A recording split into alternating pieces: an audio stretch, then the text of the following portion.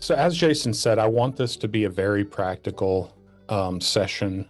There is going to be a lot of like day one kind of stuff, I hope, so that if you are nervous, I don't know enough to attend this class, I want to get that out of the way right now. I want to make this accessible because the most important thing I've found in 2.5 years that I've been using ChatGPT specifically is you just got to use it for everything. You got to get into the daily habit of it. And that's where I've found um, I've really benefit from it. So these are our mission objectives for today's session. We're going to talk about customizing GPTs. This is going to give you better results. The more you know how to ask GPT the right way to give you results, the better results you're going to get. Then I'm going to talk about leading others, implementing AI across your team, because it's really easy if you are um, entrepreneurial, if you are curious, it's very easy to get into using AI. But how do you teach other people? How do you bring other people along within your company? I want to cover that in the session today. And then what is the role of the CPA? What is the role of the accounting professional in the future in this new world that we have with AI? So those are my objectives here today. Just a little bit about my story with AI. I got started using ChatGPT June 2023, I think. It was shortly after the launch of I think ChatGPT launched with the public model in like November 22. And I was in a Facebook group for Game Masters role-playing game. I am a game master for Star Wars role-playing game. Me and 5 or 6 buddies on a monthly basis. We've been playing this game together monthly for 8 years now. And they were talking about how they use it to generate encounters, generate bad guys for their players. And I started looking at that and I'm like, maybe it could help me because you get in a rut when you are running a game night monthly for the same 5 or 6 guys for 8 years. You're like, all right, I got to throw something interesting at them. I can't just say, here's this big bad mook that you got to destroy. You need to make it interesting, add a little bit of flavor, add a little bit of color to it. So that's when I got into it. I started using it for personal. About 9 or 10 months later, I started talking to my partner about it and found out she had started using ChatGPT personally. And we decided, we're both using this. We don't know if anybody else on our team is, but we're going to encourage it and we want to lean into it and professionalize this. And so we launched ChatGPT to our team of about 15 in February, March 2024. So about a year and a half ago at this point, we mandated it. We bought subscriptions for everybody. We said, this is what you're going to start doing. You're going to start using this. And then we encouraged them. And I'm going to go over that in the rest of the session today to lean into it. We set some, temporary guide rails to get started. It was very, very new a year and a half ago, but we just started doing it. It took us about a year, a little bit longer than a year for the team to really take root with it. And then we started formalizing some training around it. And I'm going to cover that in the rest of the session. But this is why I do what I do, especially with AI, as we're facing this conversation. What is the role of the professional in this world of AI? I'm at GW. I am a partner in this firm because I love the team that I work with. I ran my own company. I worked by myself. I've already been past that phase of my life. I am here because of the people here. And so when I look at AI, I'm not looking for ways to replace the people that I work with on a daily basis. I am looking for, if we are going to embrace AI at GW, if we are going to introduce this to our clients and be open about it with our clients, how are we all going to benefit from using AI? And so that's like, as a visionary in the company, that's in the back of my head, is being clear, being careful, being instructive so that everybody is brought along, because I don't want anybody to feel like, well, now that Sam and Barrett have AI, they don't need us anymore. We are in this together. And so that's really what drives my thoughts as I implement AI, as we talk about AI with our clients. I read a book, I'm going to get to this in a second, but I read a book that basically showed every time professionals have said technology is great, but technology can never do XYZ, we've been proven wrong. So think back to the early days of computing in the 60s and 70s. They're like, technology is great, it speeds certain things up, but it can never beat a chess master. And then I think it was IBM's big, I don't remember the name of it because I wasn't alive yet, but it beat Gary Kasparov in chess, a world renowned chess master, and it beat him. And then there was somebody else that said, well, it can play chess, but it can't do XYZ. And then it ended up doing XYZ. I am wondering, like in a future where the AI does tax preparation, I am the tax partner here at the firm. Everybody's like, well, it can do preparation, but it'll never do review. We'll always need humans to review it. Okay, what are we going to do in a world where AI does better tax review than the humans do? Well, we'll still have analysis. We'll still have, looking at multiple scenarios. And I'm telling you, like AI for tax analysis is going to be even better than doing AI for preparation and review. The ability to handle simultaneously multiple scenarios and then be able to query each one, be able to change each one on the fly. That's where we're going to be. And so AI is going to do better analysis. And then AI is going to do better tax planning. A week, 2 weeks ago, as I was preparing this, I tested out AI and I'm like throwing a scenario in there. And I said, build me a tax worksheet that can do projections for this coming December. And it didn't get the worksheet in the format that I wanted it to. But what it did really well was it populated all of the tax brackets, all of the standard deduction, all of the different credits on a completely separate sheet and then referenced those credits in its calculations. So I've still got to tweak that. But I'm like, that's in an Excel file that it took about less than 2 minutes to create from complete scratch. I didn't give it a template or anything. What could it do if I gave it the template and then started building custom Excel files, custom tax planning for each of my clients based on their previous tax returns? So, in a future where AI is doing better preparation, better review, better analysis, and better tax planning, what are we going to be doing? And so that brings me to the book that I read about 12 years ago. No, that's not possible. It was written in 2015. So I read it about 10 years ago. Jeff Colvin wrote a book called Talent is Overrated. He like blew up on the scene for that book. He wrote another one called Humans Are Underrated. And I read this book at a pivotal time in my young career. I was a brand new business owner and I was looking at what AI was doing. And I think at the time it was like XBRL was going to completely change public company reporting and, you know, software like Gruntworks and different things were really starting to touch on OCR technology. Blockchain was the big conversation back in the day. And I read this book at a younger age, 10 years younger than I am now, wondering like what's my career going to be? I'm in my mid early 30s. Did I pick the wrong career? We're going to be replaced by robots. And I really love this quote from Jeff Colvin, and this book has stuck with me ever since. Instead of saying AI will never be able to do this, we should instead ask what are the activities that we as humans, driven by our deepest nature or by the realities of daily life, will simply insist be performed by other humans, regardless of what computers can do.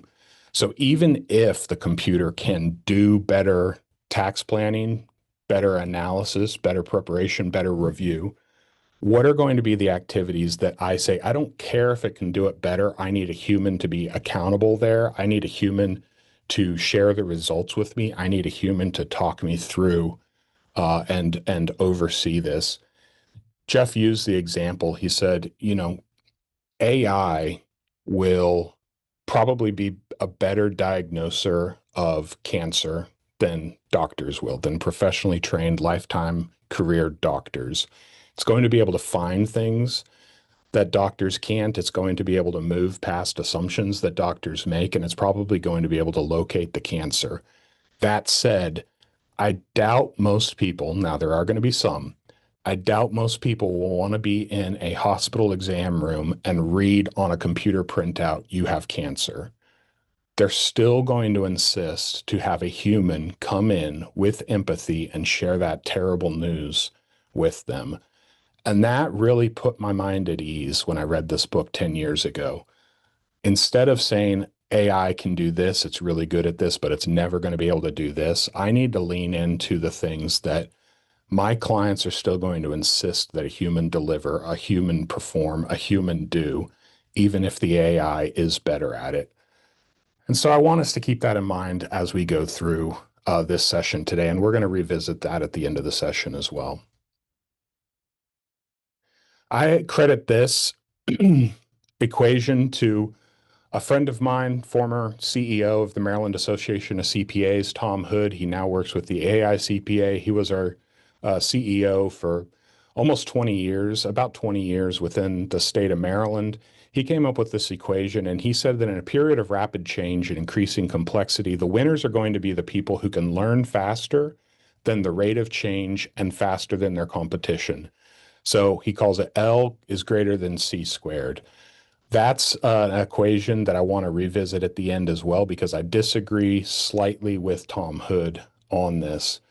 But that's where we have to be. The rate of learning, we have to be able to learn faster. We have to be able to adapt faster than the rate of change and faster than our competition. Those are going to be the people that win in this new world. We now have a poll that Jason is going to launch, and I just want to know, like, among the audience today, where are you in your AI journey? So there are going to be some of you that say, my agents are churning through this while I'm knocking out CPE. They're continuing to work while I'm taking this class.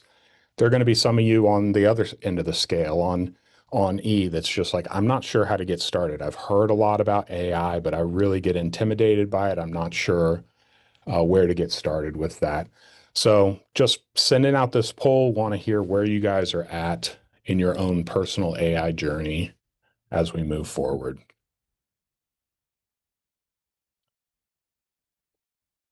And Barrett, Jason, yeah, go ahead. yeah, as they're polling, do you want to talk through the results or anything or Maybe we could, I don't know, can we pull those up at the end, or do we only have one opportunity to look at it? yeah, no, I think when we end the poll, then we can publish the Um, results for you to peek I'm at. I'm You fine good? if I'm Okay. fine if we don't, because I don't want anybody to be like intimidated or anything like that. It's really just for our knowledge on the webinar side of who we had in the audience today. Okay. Cool. We're looking about 60% saying I am using it, but I want more from it. So Yeah, so do pe I. people are people are dabbling, a large majority of this group. So we want to push them to the higher level where Yeah, you're at. So yeah. I mean, I use it every day. I'm working on agents and everything like that, and I still want more from it. yeah, So no, cool. Well, let's go ahead and end that poll and then we'll get back to Barrett. Thank you, cool. sir. Keep trucking. Hmm. All right. So I have a question for you that I want to talk about here, because this is really the question with AI. Were table saws a win for the craft of woodworking? Woodworking used to be a fine artisanal endeavor. You used to have, manual hand saws, hammers, screwdrivers. Now you have electric power tools. You've got table saws, you've got circular saws, you've got cordless drills. Were those a win for woodworking?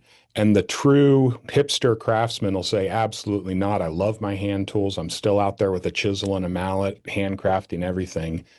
And on the flip side of that, you have homeowners that are like, I don't care about woodworking. All I want to do is I want to rip a panel. I want to build a simple bench and move on with my life. I don't want to be here all day to build something simple. But look at the craftsmanship of the different um, applications that you have that are possible because of powered automation within tools. And on the right-hand side, you've got a simple shelf. Nothing complicated about that. The shelf there does have a little bit of support through a rabbit, a dado right there on the shelf, just to reinforce it a little bit. But that might be something that works great for your garage. You're not going to put that in your kitchen, possibly, but you would put that in your garage. And you now have the capability to build that really easily because of power tools. The middle one there, that is a, book matched paneling there that is only possible with a bandsaw, only possible because of power tools. That paneling that you see there, how it has the same grain there, that's because they took one piece and they cut it really thin right down the middle. That wasn't as that wasn't as easy to do. That wasn't as possible before power tools. And so this is a case where power tools have actually improved the results that true craftsmen can get in their woodworking. And then you've got on the far right there that wacky shelf there. That might look like chaos, but the angles that are required to be able to put that together, the calculations and measurements that are required for that, that's not possible with a handsaw. That, I mean, obviously, beautiful furniture has always been built for, thousands of years, but something that complex, that interesting is made so much easier by a true artisan with power tools. And so that's how I want us to think about AI in the world of professional accountants, in the world of professional tax preparers, professional bookkeepers. We are going to be enabled to get much better results than the average craftsman or than the average user of AI just trying to squeak something out with AI to replace us. And that's really my thesis for this conversation with AI. A professional that is willing to use the technology is always going to get better results from AI than an amateur looking to replace us, than an amateur looking for the easy button, than an amateur looking for AI to just prepare a tax return so that they don't have to employ a CPA or an accountant. A professional is always going to get better results than somebody in off the street trying to replace us. Why is that? That's because we know what good quality accounting looks like. I don't know if you guys are tired of this. I've heard this a million times, it feels like, but the best way to recognize a counterfeit bill is not by studying counterfeit bills because new counterfeit techniques are always going to be coming out. New ways of deceiving people is always going to be pushing the limits on that. The best way to recognize counterfeit bills is by studying the real things. And what do we do on a daily basis as paid financial professionals? We study the real thing. We know what a good tax return looks like. We know what a solid trial balance looks like. We know what a tax projection looks like. Think about LinkedIn. We know what a bogus tax scheme looks like. We know how to recognize the crap from the good, solid advice. And so that's why we're always going to get better results. No matter if AI comes out and says, I'm going to be able to do this, this is going to be awesome, a tax preparer is going to be able to use AI and get a better tax return than somebody completely off the streets that just uses AI to get a tax return. And so that's the encouragement that I want to give you. You know, I know us as CPAs, we don't like marketing. We would rather just do taxes. Me, Jason, and I are some of the exceptions to that. But as I'm talking to Karen Rayburn over at PF, she recognizes that a good marketer, a smart marketer, is going to get better marketing by using AI than a CPA who's trying to avoid employing a marketer. A smart writer is going to get better writing results from using AI than somebody who's trying to just use AI to generate writing. Smart business owners are going to get better insights than dumb business owners, than lazy business owners that are just trying to use AI to get their insights. And so that's what I want to encourage you with. Smart accountants, we're going to get better results from using AI than any of our clients would be able to do without us. Now, does that work for everybody? No, there's going to be clients that are like, I don't care if I get 90% results or 80% results. I got free results, and that's all I care about. But we can't work with those clients. We have to move to the clients that are like, I recognize I could do this myself and get 80% of results from an AI generated tax return, but I'm willing to pay you for the 20% extra that you add on top of that. And I hope you use AI because I want to know that you are using the best tools that are available to you as a professional. And so, just like with the table saw, just like with circular saws, cordless drills, there are going to be people that just want to rip a sheet of plywood. They don't care about the craft of woodworking. They just want to get it done and move on so that they can do what they want to do on a Saturday afternoon. Got the honey-do list done, did it as quick as possible, did it as cheap as possible. There's going to be business owners that are that same way too. And they're going to approach AI and they're going to be fine with substandard results so that they don't have to pay for professionals who use AI. That is okay. We want to work with the ones that want the better result with a professional using automation. And then just an encouragement to you as well. There are people who will never pick up a handsaw, who will never use an auger to drill a hole in a piece of wood, but can fall in love with the craft of woodworking because of power tools. Think of CNC routers. Maybe you have never heard of a CNC router, but it's a computer automated router that you basically can put a pattern on a computer and it'll project it, and then a router will go over this sheet of plywood and cut something out perfectly. It's like 3D printing in reverse. You're like removing wood in order to build templates. That has opened up a whole new world of craftsmanship and people who are like, I did not care about woodworking prior to CNC routers, but now that CNC routers and computers are involved in woodworking, I'm all about that. And so think about people who are going to come to our profession because AI caused them to fall in love with financial analysis, caused them to fall in love with getting better tax projection results. Um, the people that that's going to bring into our profession as employers, and also the clients that that's going to bring, that's like, hey, I tried this 50 ways from Sunday and I did not get what I wanted. I saw that you also use AI and I want to get the results that you're getting from it. And so that would be my encouragement is don't hate on AI. Look at it as an opportunity that's going to introduce new people to the world of professional accounting. All right, let's get into some practical stuff. Customization. We're going to start off with customizing ChatGPT. Now, I am using ChatGPT as my model here. There are other ones out there. There's, Claude, Grok, Gemini, um, blanking on Microsoft's one, Copilot. There are other models out there. I'm going to stick with ChatGPT. That is the one that we have paid for our entire team to use. I do use Claude. I have experimented with Gemini, but I'm going to talk ChatGPT right now. And when we get into security, I'll go into a little bit on some of the other models as well. But in this model, ChatGPT, let's talk about customization. So the first step in customization is customizing. This is like basic. Everybody can do this. Everybody should do this. Customize your Chat GPT to yourself. So if you go into Chat GPT and you go down here and you go to customize GPT, all you're going to say is there's a drop down here for the type of personality that you want it to have. And you can also add additional traits here. And then if you want to customize it with a little bit about you, this is just going to be, this customization is going to be across all of your future conversations. And it's going to influence the way that ChatGPT talks to you.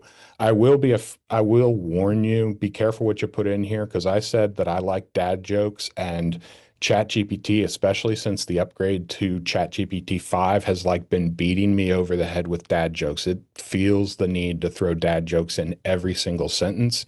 So I actually removed that from my customization. I'm like, okay, so this is how my kids feel. I am so sorry. And I removed that trait from customized GPT because it was like beating a dead horse with the dad jokes. It wasn't telling dad jokes. It was just saying, I'm going to give you an answer and it's going to have a hint of dad humor. And I'm like, that's like telling me you're funny without actually being funny. So that's customizing your GPT. The next one I wanted to show you, if you've ever been talking to ChatGPT and you see this little thing pop up before it produces the results, updating saved memory, this is a record of all the conversations that ChatGPT has tried to say, this is important. This is something I want to keep in mind. So it's actually trying to learn who you are the more that you talk to it. And if you ever have a question about that, if you're ever getting weird results from that, you want to go to your settings and then you want to go to personalization. And you want to click on manage memories. This is going to pull up everything that it's said, this is important, I want to remember this. Now, unfortunately, you can't edit these memories here, but you can remove them. And so if you're getting something that's a weird result, you're going to want to come in here and you're going to want to delete something that you're like, it shouldn't have memorized that. You can, tangentially edit those by just saying, add this to your memory and put something in there. Add this to your memory. I want to go to Ireland within the next 3 years. And then it's going to store that in memory and it's going to move forward with that across all of your threads that you've got. So that's customization. That's at the user level. That really just influences what ChatGPT knows about you in the conversations that you're having. The next phase of that is custom GPTs. Now, I'm going to talk about custom GPTs and about projects here because both of them have benefits depending on the use case that you've got. Custom GPTs ensure a consistent voice across all of the threads that you're going to initiate within that custom GPT. Custom GPTs are shareable. They're shareable internally, so you can share them with your entire workspace and make them easily findable. I'm going to get into use cases. I've got 5 or 6 different use cases to actually show you examples of some of these things.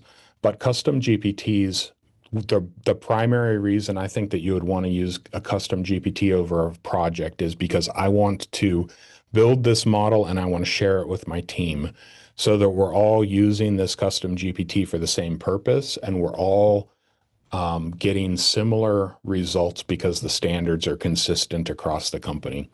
So that's custom GPTs. The cool thing about custom GPTs, this is going to be a use case as well, is they can be client facing. So you can share them externally. You can share them publicly in the ChatGPT store. So if you come into ChatGPT and you go to GPTs right here, you can actually search.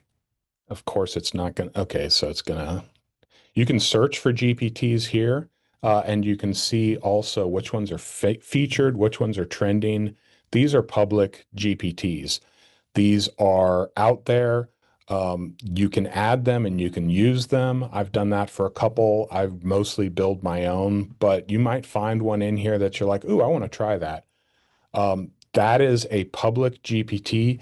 Your questions, your conversations within that GPT, I want to reassure you, do not make it back to the person that created that GPT. They're not mining your information. They're not able to see the conversations that you have. I had this one, Generations Advisor, one of my use cases that I'll talk about. And when you go to the About section, it just tells you how many conversations have been had. It does not tell me who's been having those conversations, what questions they've been asking. So if you do create custom GPTs, which is going to be one of our action items from this conversation, just be aware it's not like you are going to be sharing information or collecting information from anybody that uses that. So they can be client facing. That's another great thing about custom GPTs. Projects cannot, and so we'll get into projects next. Oh, no, I want to talk about how to build one because a lot of people talk about custom GPTs, but maybe you've never even been shown how to build one. So the cool thing about ChatGPT is it will actually help you build a GPT. So if you go to GPTs right here and you go to create, and you go to the create tab right here, it's actually just going to pull up a prompt here. It's going to ask you some stupid questions to start off, like what do you want to name it and what do you want the icon to be? But you're going to have a conversation and it's actually going to help you build that GPT. So it's going to start off, what would you like to make? You can just, you could even talk to it. You can type in here what you're trying to build. And what it's going to do is it's going to populate this tab with those instructions. So it's going to give you a name. It's going to give you a description. These instructions are where you're really going to say what you actually want the GPT to do. That's super helpful. I would the conversation starters, those are just, they show up down here and they just get somebody started with prompts. This knowledge base, this upload files, this is also very helpful. And I'll get into that those case studies over there as well when I get into how I've used custom GPTs. But this will allow you to upload things like graphics or PDF files so that you can expand the knowledge base for consistency across those conversations. This is new. You can recommend the model. ChatGPT 5 is the current fastest one. It's about 3 weeks old, 3 or 4 weeks old. You can recommend which model they should use. By default, I recommend users be using the most current one. Do not get entrenched with older models.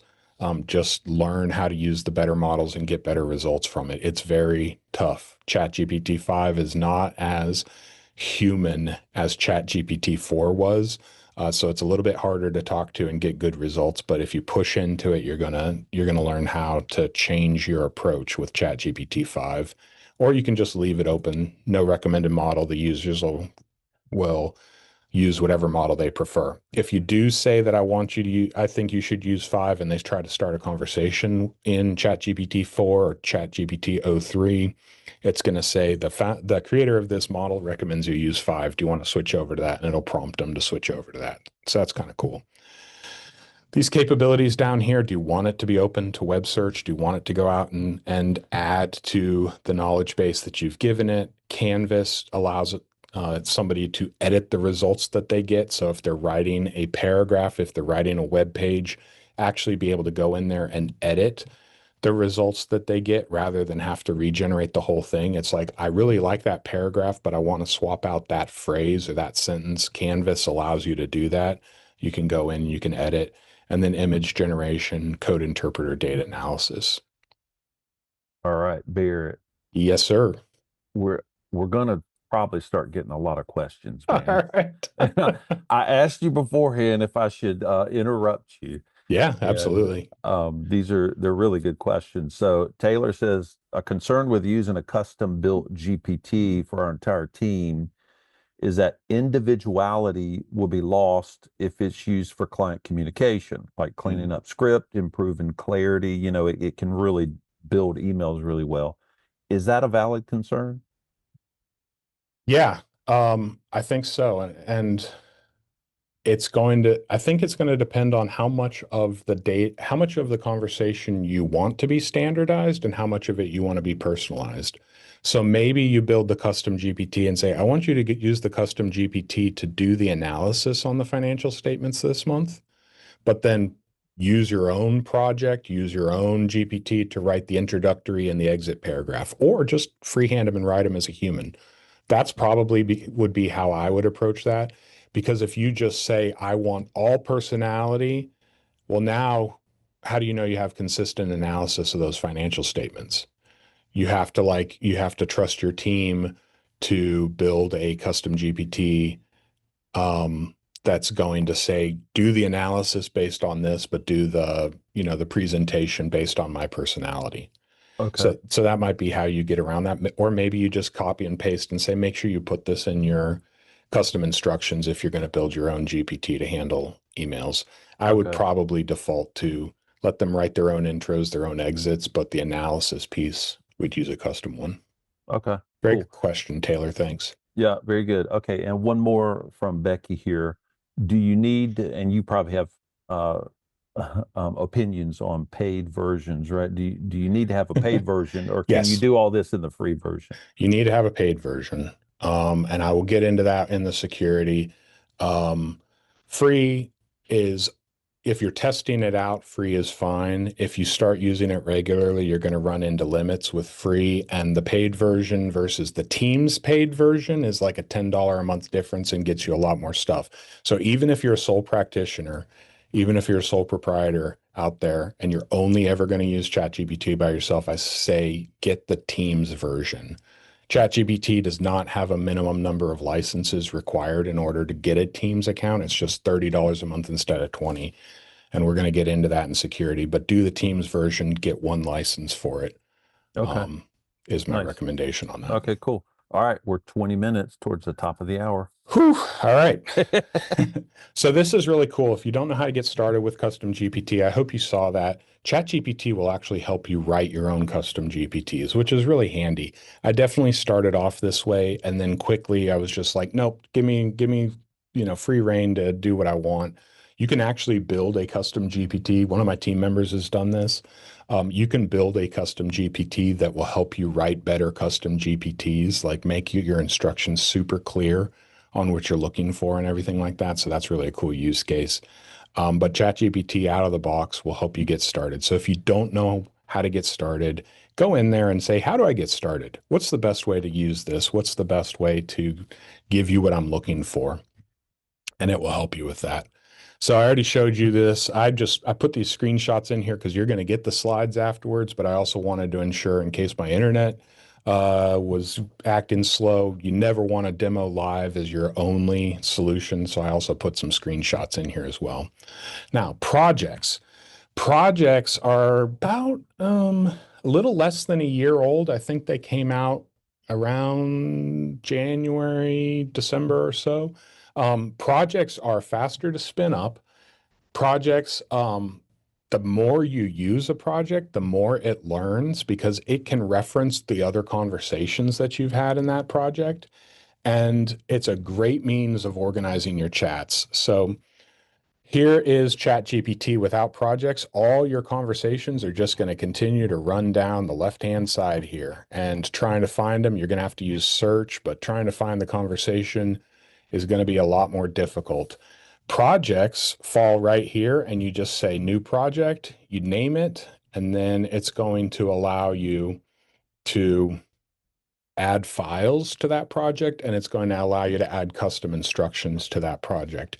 And then each time you have a thread within that project, it's going to store all of those threads in that same project. So I just became a certified valuation analyst, finished up my case study. I created a project for the case study. I had all of the files that were part of my case study, including the grading matrix. I had instructions in here, and here are all the conversations. I'm spoiling this because this is one of my use cases. But here are all the conversations that I had over that 1 month period when I was finishing up the case study. Those are all easily sorted now within a project. And so that organization capability is really one of the great features of projects. Now, obviously, custom GPTs have benefits and projects don't. You can't share projects among your team. You can't, your project is for you and you alone. So that's one of the downsides of it. Oh, we are getting into the use cases. So I do like projects for things that I know this is always going to be me. You might have seen as I was getting there, I am getting into bonsai. So I've got a plant identification project that I've populated with a whole bunch of websites and PDFs of mid-Atlantic regional plants so that I can snap a picture and say, what kind of plant is this?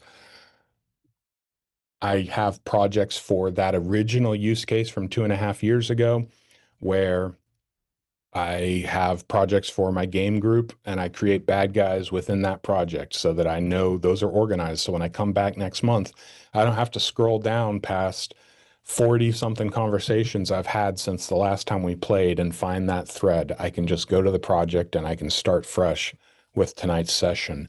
One of the cool things about projects, like I said, is the more conversations you have in there, it's going to reference anything that you've added to that project. So as I'm doing this case study for the CVA, these early conversations are helping to build the knowledge base for these later conversations. So within that project, ChatGPT is remembering our conversations and continuing to get better with its advice. So that's really cool about projects. All right, let's get into some case studies here. I've got 5 or 6 case studies that I want to share. These are varied across custom GPTs, depth of application, use. These are just how I've progressed in my own deployment of ChatGPT. The first custom GPT that I built was last summer, and I call it the firm communicator.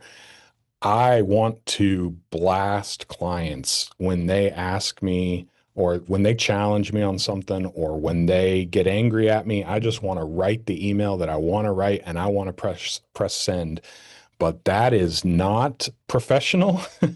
And sometimes in my emotionalism, in my arrogance, I can lose the accountability there, the firmness, the directness, or I can go the opposite way and be all buttery and they'll be like, wait, did you actually set any limits? Did you actually set any guidelines for this?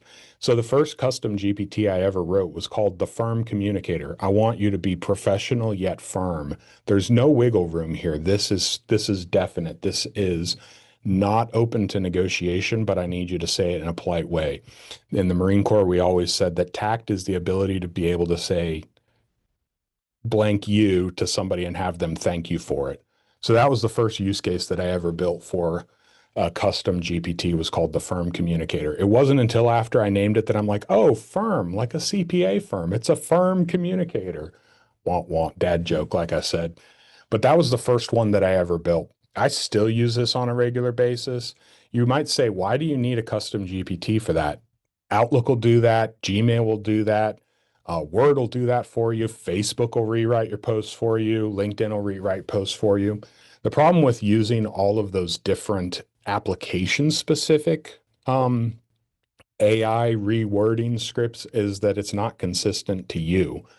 And so if you want it to be consistent to you, I would recommend take that out of the hands of Outlook and LinkedIn, which are going to give you two different results, out of the hands of Word and Gmail that are going to give you different results, and put it into a custom GPT and say, this is how I want my custom GPT to respond. So that was my first use case. That was very simple, created that in, 2 minutes, and have been using it for the past year ever since. You can come in and you can change the instructions anytime as well. So if you do change your approach on something, or if you do say, I want to be nicer, not just professional, or I want to add more character to it, you can change these instructions at a later date too, and it'll just impact every conversation moving forward. The second GPT that I used, that I actually started to share with my team, this is called Clara, because we like to name our GPTs. Mine's name is Nova. When I have conversations with her using advanced voice chat, she's Nova when I'm talking to her. Clara is our marketing co-pilot. So this is a custom GPT that I built for myself and for my team member, my marketing assistant, because I wanted to have a consistent voice. I wanted to make sure that when we were, posting on social media, when we're writing blog posts, when I'm writing introductions for YouTube episodes or podcast episodes, that it's consistent. And so not only do I have a ton of instructions in here for this, I also uploaded our brand book. So our company has a brand book that has our core values, our tone of voice, our target audience, everything there. I uploaded just recently, once I hit the year mark on our podcast, I uploaded summaries of all of our previous podcast episodes. Those are populated in here. And then I've also, with the help of ChatGPT, generated avatars. I think we've got 8 or 9 avatars of who our target audience is, what their concerns are, what their hopes and dreams are, various situations that you might encounter within succession planning. And so I've put those in here as well so that it references those. So that is a custom GPT that I share internally, our marketing co-pilot, Clara. So that's an example of where that would make more sense than a project. All right, I've already talked a little bit about the NACVA case study. This was really awesome. I mean, when I started the case study, I'm like, oh, AI, why am I going into the world of business valuation when AI is just going to be able to generate valuations within a couple years? That case study that I ended up writing ended up being 84 pages of analysis and definitions and charts and all sorts of things. ChatGPT is not at the point that it could have done that. Maybe it will be in 3 or 4 years. But again, as a valuation analyst, I'm going to be better when it gets better. What it was able to do is I put files in here. I have to do a summary on national. It was furniture. It was trying to remember what it was now. It was a company, commercial printing press, commercial printer down in Florida, $20 million in revenue or so. I had to do a survey of the county, the state, the US economy, the hiring market, the industry, all of these sort of things. I was able to populate it with some of the surveys that were provided as case studies. I was able to populate it with other information. and generate those summary paragraphs. That was a lot of text that it was able to generate. And I'd read over it and I'd say, oh, this is really good. I want you to focus on this, talk about how that impacts commercial printing, talk about how that's going to impact the risk that I assign, the discount that I assign to this company. I talk through a lot of those things. Then, as I continued to get further and further in, I actually would just throw the entire 84-page case study in there and use deep research and have it do a 10-minute analysis of the entire thing with the grading matrix and say, grade my case study as if you are giving me a final grade. Tell me where I'm weak. Tell me where I need to develop some of the analysis. And it would actually do that. And so over the final 3, 4, 5 days there, I'm just continuing to work on a section of the thing, build it out, throw it back in there, ask for feedback, and continue to write this thing. So that was a really awesome, as you can see, I had a lot of conversations with it during that period, and it was really an eye-opening thing for me to see how would I use this in the real world. And I worried about that. I'm like, is this plagiarism? I'm like, no, this is my analysis of this company. This is me using the tools that I would use in a real world if I'm doing a valuation of a company. I'm not going to hand write the entire thing from scratch. I'm going to use the tools that I have with my professional analysis in order to produce a better result that's more readable for the user of this valuation. And that's how I kind of worked through this thing and would give it something and it would give me suggestions. And I would say, how would you rewrite it to be more accessible? Or how would you, ensure consistency across these various paragraphs? And that's how I actually worked through this thing. So for me, it was a case study for valuation, but for me, it was also a case study on how professionals are going to be able to use AI to continue to produce awesome results for our clients. The Generations Advisor 1.0. So when I started to get into custom GPTs last summer, I took a class offered by the Maryland Association of CPAs, Byron Patrick and Twyla Verhulst. They have a academy called the TB Academy.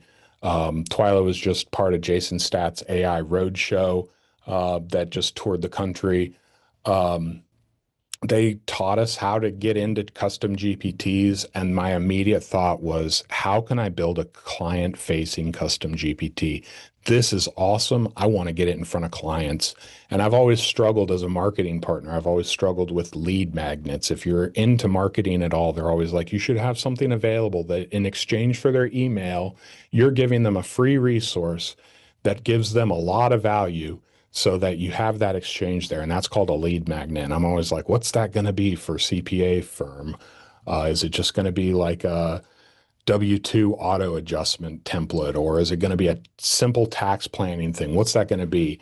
And when I saw custom GPTs, I'm like, that's my lead magnet. That is my in right here. And so I started working on the Generation Advisor 1.0. The Generation Advisors 1.0 was just a custom GPT that I built with with instructions on our approach to succession planning, the things we emphasize, the things we de-emphasize or don't focus on, who that target market is, what I feel their fears are, and how we kind of satisfy or resolve some of those fears. That was built into the instructions of the Generations Advisor 1.0. And I launched that back in December 24, so almost a year ago at this point. I have since upgraded that to Generations Advisor 2.0, and it's actually now, instead of being a custom GPT available by signing up for our email list, and it was a private GPT that had a link that they would have to continue to go to use it. I've upgraded that to the Generations Advisor 2.0. So if you go to our website and go down to the bottom, you can see our GPT here. It's now free and available to anybody that wants to use it. I've updated the knowledge base. I've taken all of the transcripts from the past year and a half of podcast episodes that I've recorded, the past year and a half of YouTube videos that I've recorded. I've taken all of that knowledge, all of those transcripts, and I've systematized it. One of the cool things that I actually used ChatGPT to help me summarize this is I said, I want you to take all of the information that you find in our YouTube videos, and I want you to identify what is proprietary information to us, what runs counter to the information that you find out on the open market about succession planning, about mergers and acquisitions. What are like unique that have come up in my presenting on video to this audience? Label that as primary, label that as proprietary. And so it actually in the instructions says this is primary source material. This is proprietary information to GW. It's not like we're the only people who've ever thought of it, but these are the things that we emphasize in our content.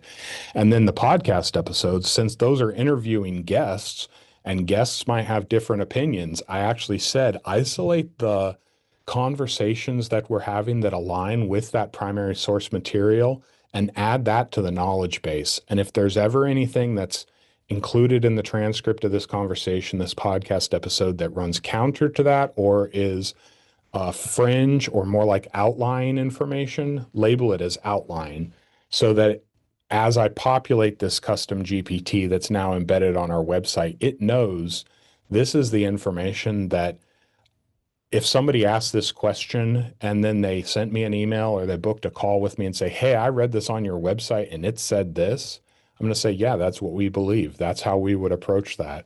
It knows what GW believes about succession planning that is more emphasized than what's out there necessarily on the open web.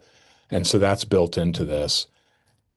I was worried about that because there goes my lead magnet, right? Nobody has to sign up for the email list. That's now just embedded on our website. Anybody can use it. Anybody can ask questions of it. And so what I did is I broke out the email. Originally, this email was just set up just to send the link to the custom GPT, but then I started doing free Saturday morning training.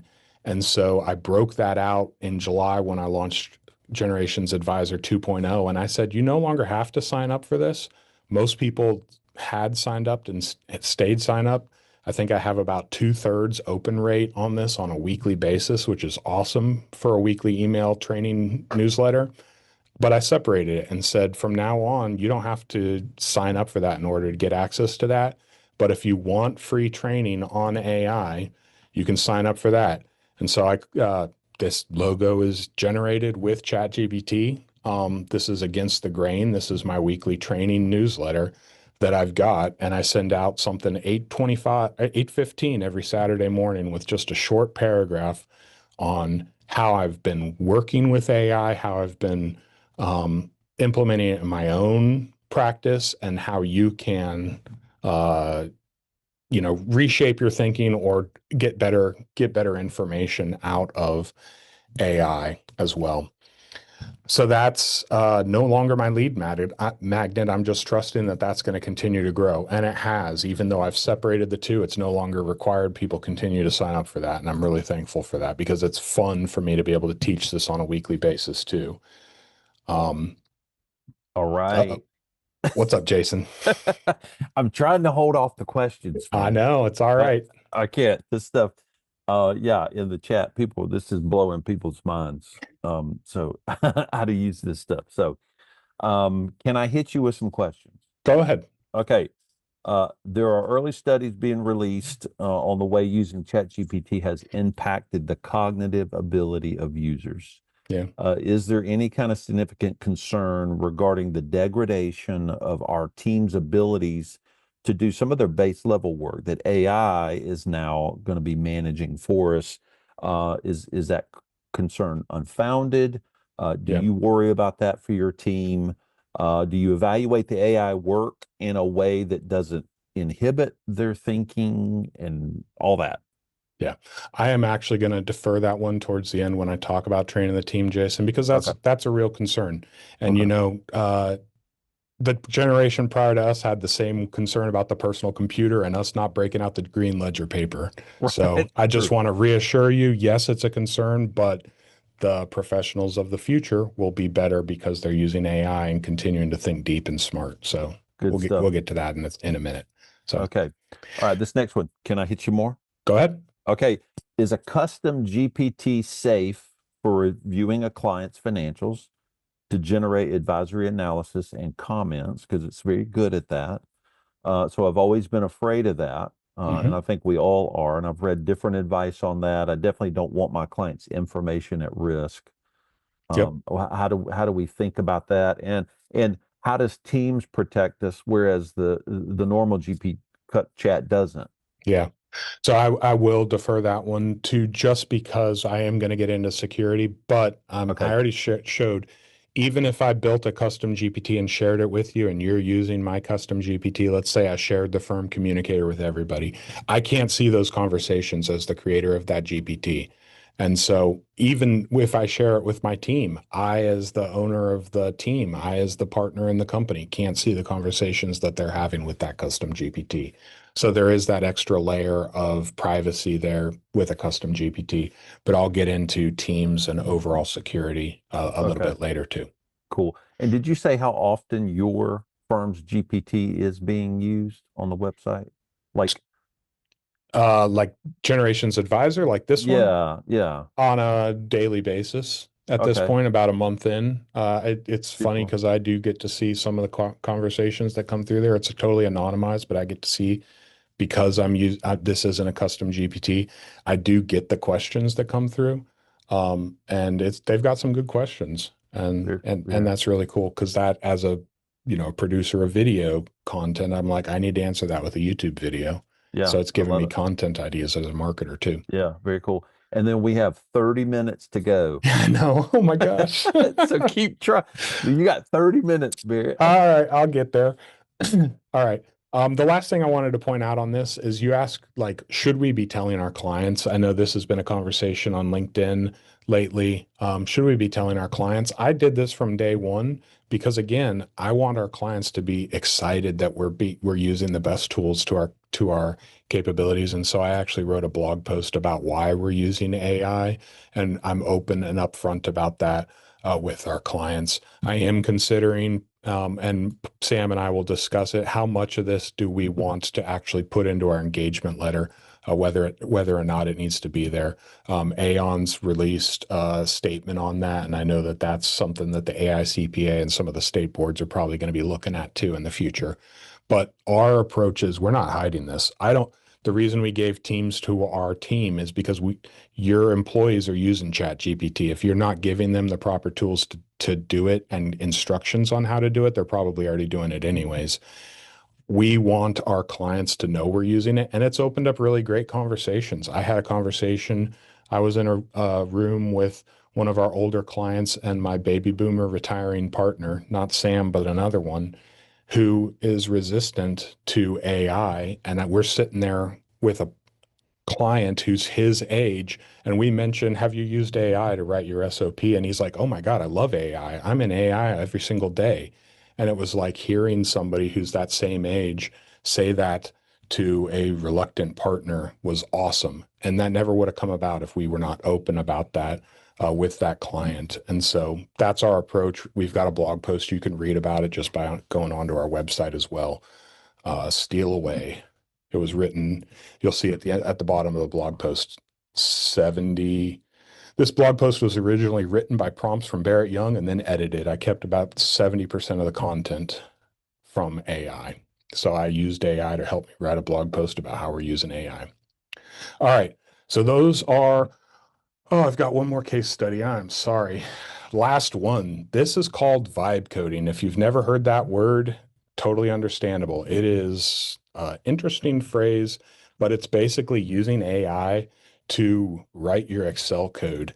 So I had a situation. I have a QuickBooks desktop client that we're trying to get into Fathom. And if you've ever tried to tie QuickBooks Desktop to Fathom through Excel, you have to make sure your template is locked in solid because you're going to be uploading that trial balance on a monthly basis in order to get the details updated in there. So we've got a client, they're on enterprise level QuickBooks Desktop. We're trying to get them into QuickBooks Online, but right now I've got to get the information into Fathom. So I actually did this with a team member who's working on this. And so that's going to be one of the instructions I refer back to as you're training your team. Learn in front of them, learn with them. So we export this trial balance, and QuickBooks does this awesome thing where they're like, we want to put this unique symbol in here and we want to do subcodes. And so I exported the trial balance of this client You can obviously just do a text to columns parsing on this, but then you got to sort and you got to, this is like two nested text to columns here. And so there's a lot of sorting on that. And I'm just like, I want to get ChatGPT to do this. So talked through what I wanted it to do. I said, I've got this chart of accounts I want you to parse. It's got a colon. It's got this weird, I cut and paste that symbol there. And I want you to, if it's a sub account, I want you to replace it. I don't want you to just make this 4 columns wide. I want you to say, if it's a sub account, it's going right here, and parse this chart of accounts. So it started doing that. It started giving me code. I'm like, I want it written as an Excel formula, not VB script. That's not VB script. This is actually like Excel 365's new way of coding. They have a different window rather than just a single line for entering formulas.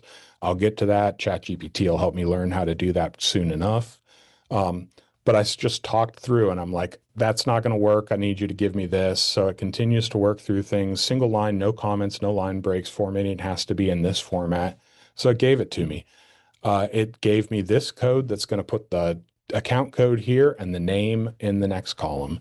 I paste those into it. It worked perfectly. It was awesome.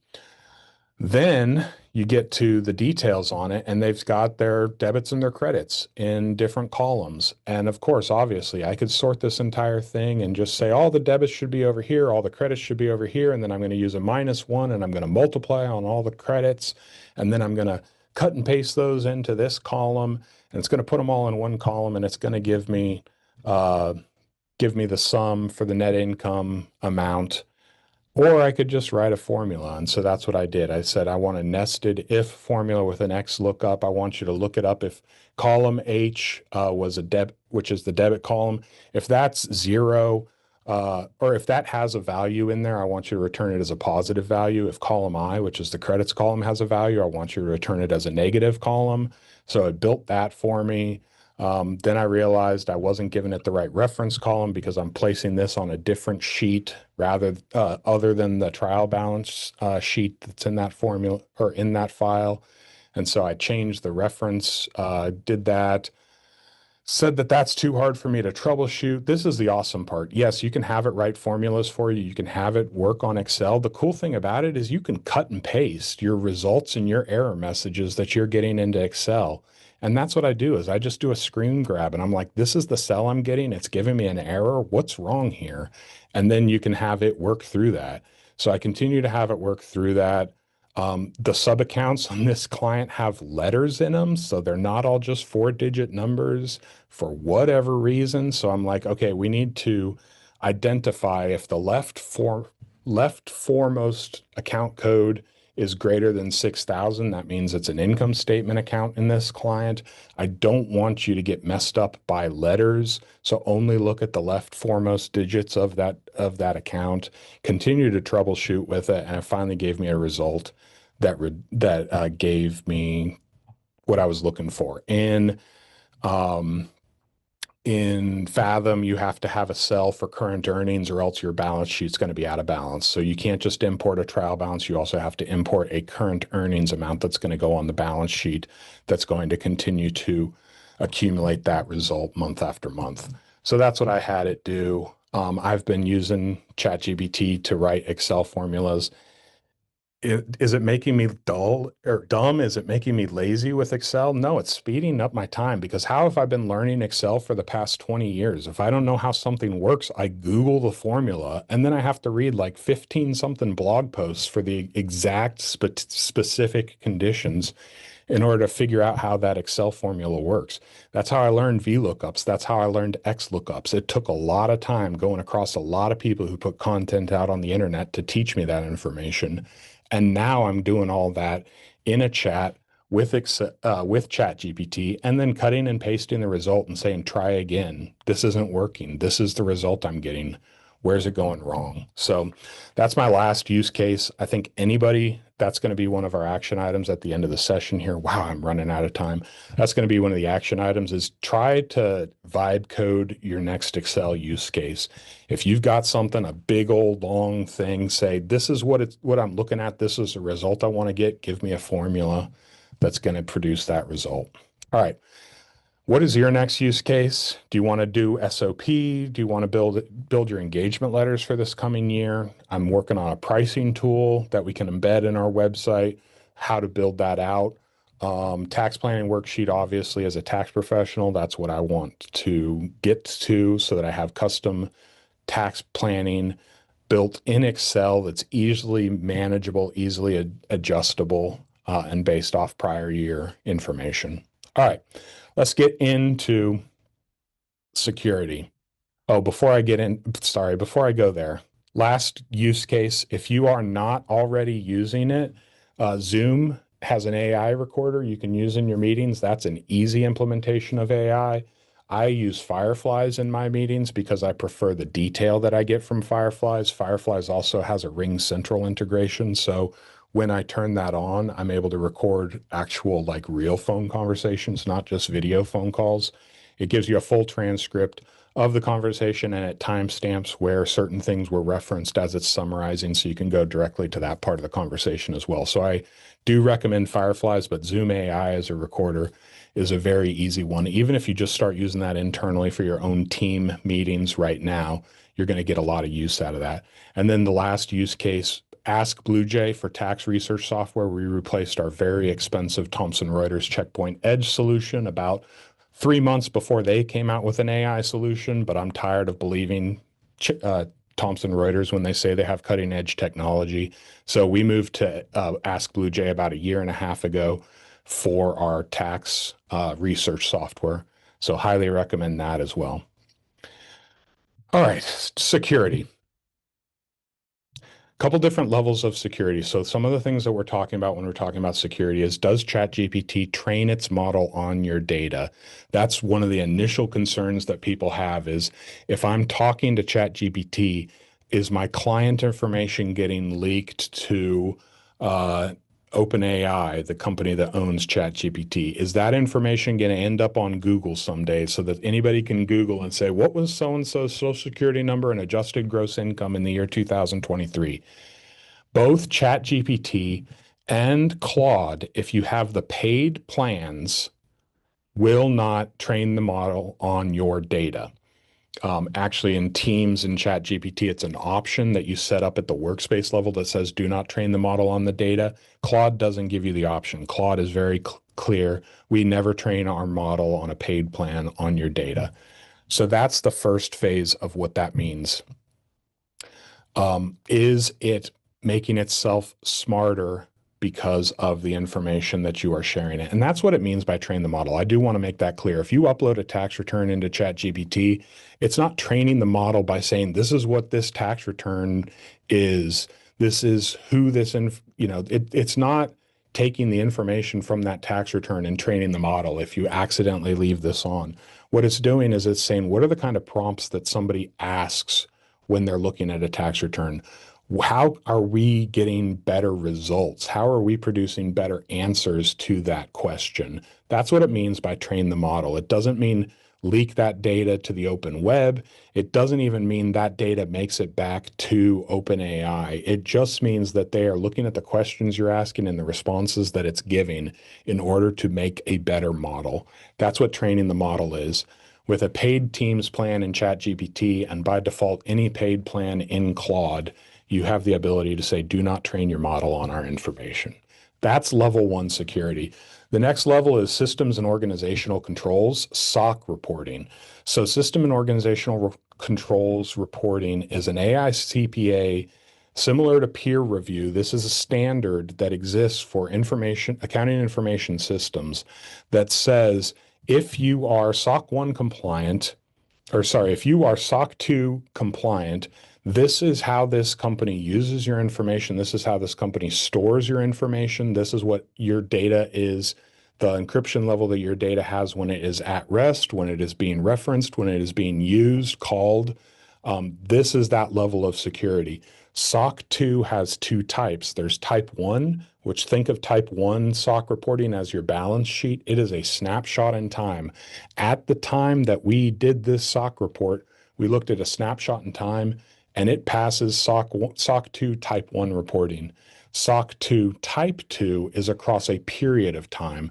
So that's more of a longitudinal audit of the information systems that the software has and says over this period of time, we examined all of their use of the data, all of their protocols around protecting the data, and it has passed SOC 2 Type 2 reporting. That's what ChatGPT Teams has. That's what Claude has. SOC 2 Type 2. That's what you want to look for specifically when you're talking about data. How secure is that? Is that enough? Can we trust it? What else has SOC 2 Type 2 reporting? Our tax software, QuickBooks Online, the system that you're probably using to store all of your client docs, whether that's going to be a Go file room or a Drive or OneDrive or something like that, ShareFile. All of these systems have SOC 2 Type 2 reporting. And so if you trust your tax software to store your EINs, your social security numbers, your data information of your clients, then you need to make the decision for your firm. Do you trust another piece of software that has Type 2, SOC 2 Type 2 level of reporting? Now, that's not saying be stupid about it. Still read the terms of service because QuickBooks Online has Type 2, SOC 2 reporting. But what do they also say in their terms of service? Your client's information is available to us, and we're going to advertise the heck out of them and try and get them to try and teach them that they don't need an accountant or a tax preparer. They should just come to Intuit. So that doesn't mean that you shouldn't read the terms of service of your AI model, but it does say that as far as the data at rest and while being called meets this standard that the AI CPA has established for financial reporting software. You can get into other things like GDPR, which is the European Union's standard of data sharing. You can look into some of those things when you get into security as well. But I do want to say ChatGPT, Claude have the same level of security that your tax software has, that your QuickBooks Online has with your client information. Now, humans are still dumb. We still do dumb things. And so if you've got ChatGPT on your phone and you do not have a lock on your phone, guess what everybody has access to if they get access to your phone? If you have ChatGPT in your browser and you do not have multi-factor authentication or the automatic log out set on your browser of all of your accounts, guess what somebody has access to if they get access to your laptop? So that is something you need to be aware of. We are still the weakest link when it comes to data security. Walking around with our passwords in an Excel file called passwords is not an ideal situation to be in. And that's effectively what you're doing if you're using OpenAI, ChatGPT on your phone and your phone is not locked down. So be aware of that as well. But you probably have email on your phone too. So you have to have the same data practices that you have for other apps that you're using to access client information or sensitive conversations. Now, in the preparation for this, I started looking at enterprise versus teams. Sorry. Oof. And my default recommendation has been Teams is sufficient for you to have that level of information comfortability for your firm. But I'm actually going to be talking to my IT guy about enterprise, talking to my partner, seeing about enterprise, because there's some things about enterprise that I really like. We on Teams cannot push out multi-factor authentication to all of our team members. We have to ask them or screen share with them so that they can go in and they can click multi-factor authentication on. Some of the other things we don't get at the Teams level that you can get at the enterprise level, we can set a retention policy at the enterprise level that says that all conversation history is going to be deleted after anywhere from 1 day up to 30 days. Now you're going to lose all that information if you set that retention policy, but that might be worth looking into. Opt out on MFA versus no option. You can set multi-factor authentication at the enterprise level. And then usage statistics. So Jason asked who's using my custom GPT. That's the problem, is I don't know if my team is using AI on a regular basis. We've given it to them. We've encouraged them. We've taught them how to use it. But enterprise actually does show usage statistics, can show you who those power users are and maybe who somebody on your team is that needs to be coached or taught just a little bit more, and maybe they're struggling with it. So those are some of the things that I'm looking into. I'm going to start looking into on the enterprise level. All right. Quickly, integrations, when you start talking about using OpenAI with agents, with things like Zapier or Make or some of the other tools that are out there, I want OpenAI to have access to Google Drive or OneDrive to start doing some things. You just want to be careful with that. You would most likely want to stick to a read-only API when you're connecting tools to OpenAIs, just so that it can't go in there. And if it's reading your email, that it can't generate and send an email without you being the one to press the button. That's called a read-only API. It's not a write API. It's not something that can create there. You just want to be clear. What kind of levels are you giving it? ChatGPT agentic monitoring agents are what happens when you set ChatGPT loose and say, go on this website and start doing things for me. Some of the big YouTubers are really big on agents right now, going into QuickBooks, possibly going into tax software if you use a cloud-based tax software. Um, and doing tasks, you just want to be careful on that because you want to make sure that you are monitoring them and that there are safeguards in place there so that they can't accidentally go in and electronically file tax returns that you're not even aware that they're doing. So you want to have safeguards in place when you start to implement some of these deeper integrations. And then the question on centralized versus distributed. So if you are going to start connecting ChatGPT to people's OneDrive or their email or different things through like Zapier, do you want to control all of that at the admin level, at the IT guy level within your company, or do you want to have your entire team doing their own little thing? There's going to be pros and cons there for both.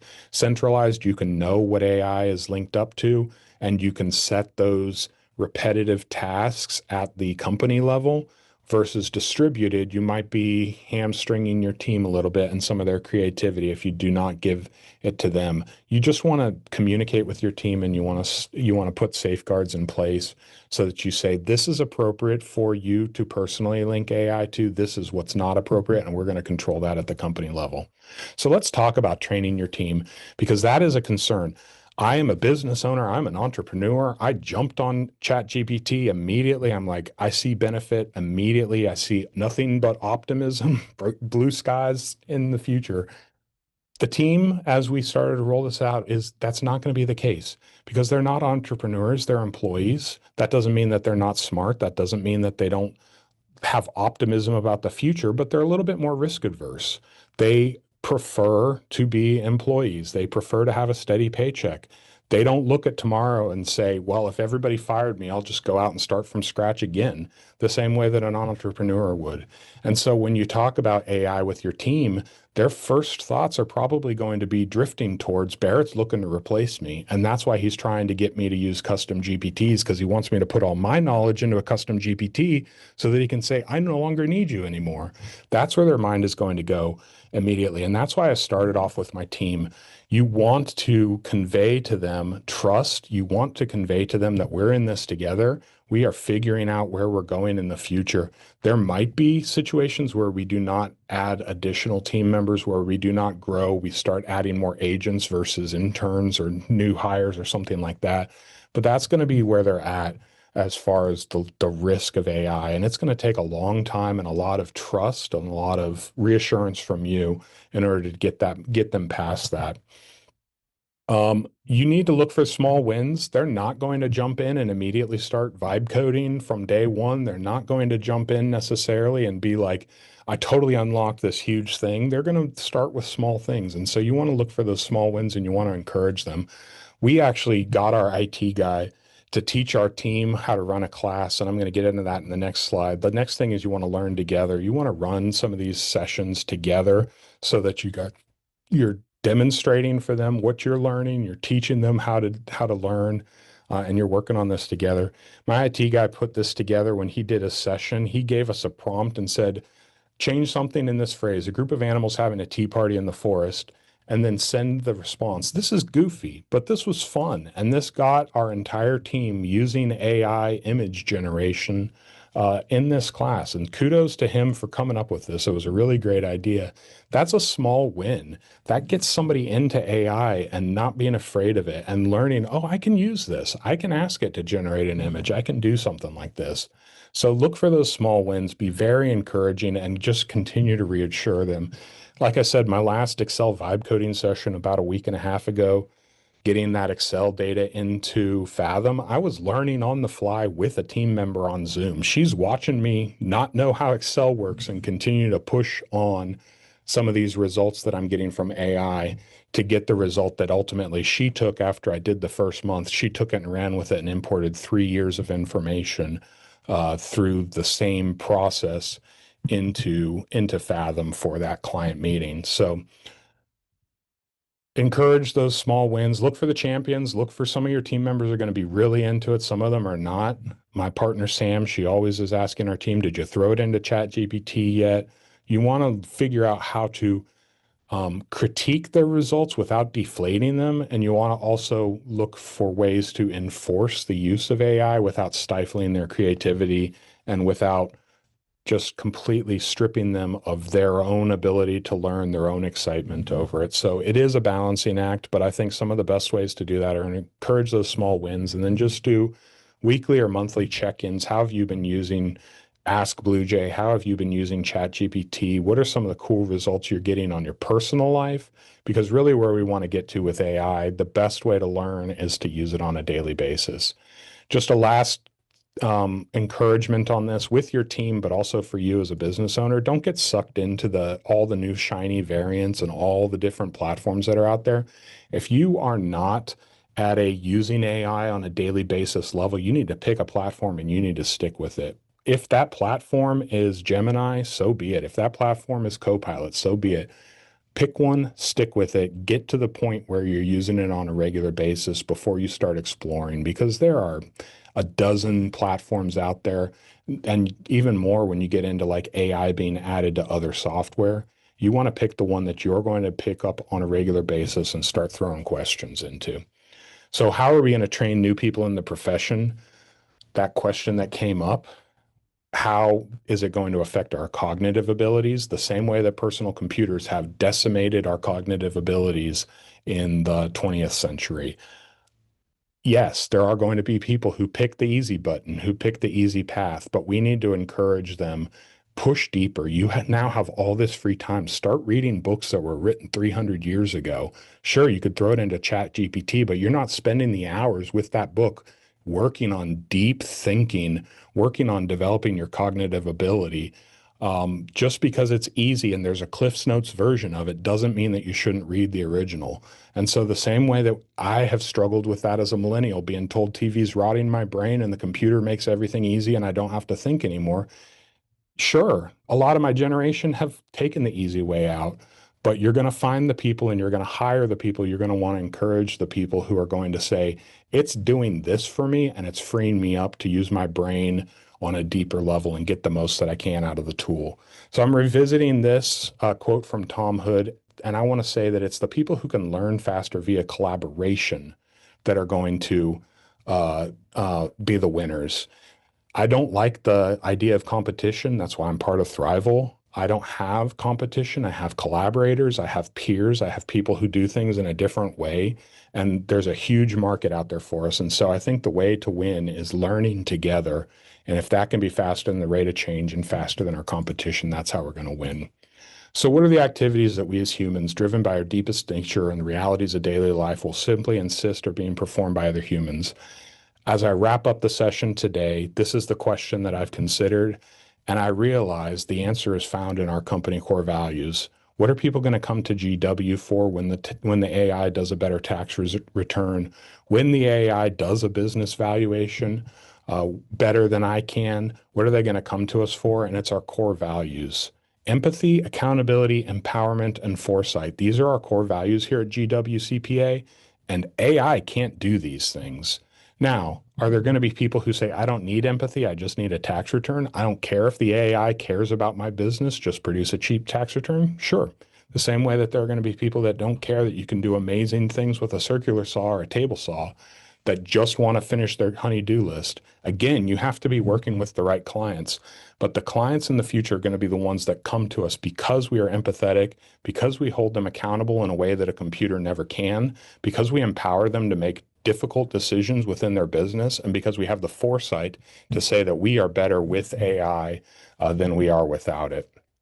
So you have two options. You can dig in and you can work with the clients that are like, I'm never going to touch computers. I'm still on green ledger systems, and I like to manually handwrite in my form fill PDF or my, pencil and paper. You can work with those clients, but where's that going to get you in 20 years if you're still in the profession? Where's that going to get you in 10 years? You're going to run out of those clients. There are not going to be any of them left. And so that's one option. Get entrenched. Uh, Refuse, or you can lean in, you can figure out how to do work that is valuable in a world where AI does the preparation, the analysis, and the tax planning.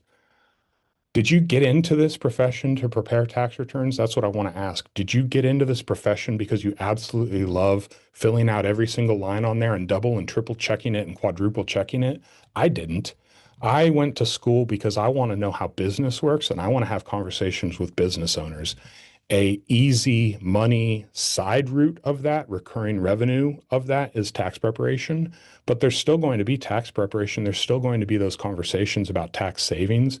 There's still going to be business owners that have to make difficult decisions that are going to want to talk to an advisor.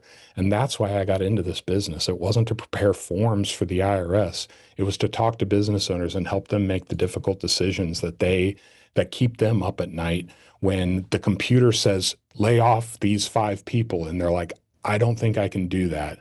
I need to have a real conversation with a real person who's got empathy, who has empowerment, and who has foresight. So, my encouragement to you, read harder books, lean into the freed up brain capacity that AI is giving you, and don't take the easy button. Do our clients care? Not all of them will. This book I highly recommend. I read it about 10, 12 years ago as well. I had a conversation with Nova. I said, you say that you won't be able to do critical thinking, but isn't that what you do? And she said, I think I provide data and I provide insights, but the human side of critical thinking, context, emotions, and connecting with clients, that's something that we're never going to be able to replicate. And I said, so are you saying that you don't have true empathy? And she flat out told me, which is always hilarious, ask the AI if they're ever going to replace us, and they'll laugh and say, no, of course not. Do you have true empathy? And she says, no, I don't. I can replicate, I can simulate empathy, but I cannot connect with humans on a human level. That's something that only you can do. And so will our clients care? No, not all of them will, but we want to work with the ones who will. 30-day action plan as we wrap this up. I'm sorry I'm out of time. Create that first custom GPT. AI will help you write your custom GPT. Make it a goal in the month of September, create your first custom GPT, vibe code that next Excel formula. The next time you're stuck in Excel, rather than Google how to figure out that formula, throw it into Chat GPT, screenshot it, and can you continue to push? And then ask yourself, what's that unlisted GPT, that custom GPT that you want to build for your target market? And that's my 30-day action plan. Barrett, this is so good. My God. Do you want to wrap up the last 4 slides? Yeah. Well, yeah. So everybody's calling for part two. So yeah, yeah.